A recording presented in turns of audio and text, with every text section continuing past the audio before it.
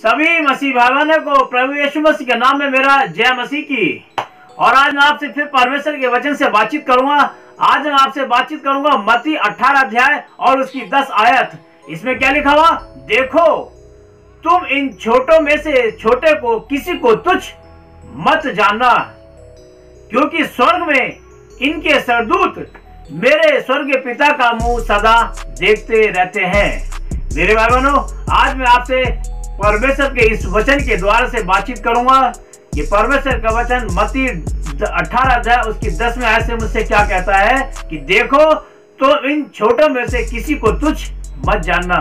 मेरे भाई बहनों, जो परमेश्वर के बेटे बेटियां हैं, मैं और आप, चाहे वे कोई भी क्यों ना हो, लेकिन कभी भी किसी को, चाहे कोई अमीर हो, चाहे कोई गरीब हो, चाहे कोई आर्थिक स्थिति से मजबूत हो और चाहे आर्थिक स्थिति से मजबूत ना हो, तो मेरे भाई बहनों, बाइबल मुझसे आपसे इस बात को बताती है कि तुम छोटे में से किसी को भी तुच्छ मत जानना।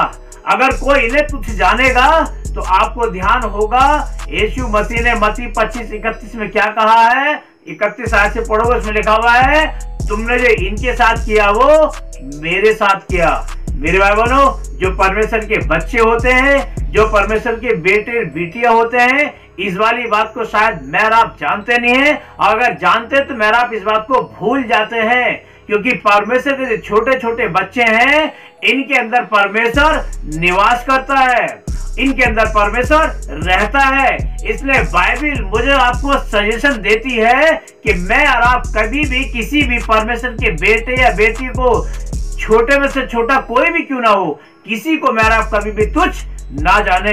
क्यों? क्योंकि बाइबल कहते हैं कि स्वर्ग में इनके दूत मेरे स्वर्गीय पिता का मुंह सदा ताकते रहते हैं। और मेरे भाई बहनों, इसी तरह की इब्रानियों की पुस्तक में लिखा हुआ है कि कितनों ने अनजाने में सरदूतों की सेवा कर दी। मेरे भाई बहनों, क्योंकि परमेश्वर के छोटे छोटे बच्चे हैं, इन्हें लोग क्या समझ लेते हैं? तुच्छ समझ लेते हैं। लेकिन बाइबल मुझसे आपसे कहती है कि इन छोटों में से किसी को तुच्छ मत जाना, क्योंकि परमेश्वर का हर एक बच्चा, चाहे वो राजा दाऊद जैसा हो और चाहे वो भिखारी लाजर जैसा हो, मेरे भाई बहनों, परमेश्वर की निगाह में सारे बच्चे क्या हैं? बराबर हैं। इसलिए कभी भी मुझे आपको बाइबल इस बात को बता रही है कि किसी भी छोटे से छोटे व्यक्ति को जो मसीह में है, उसे कभी तुच्छ नहीं जानना।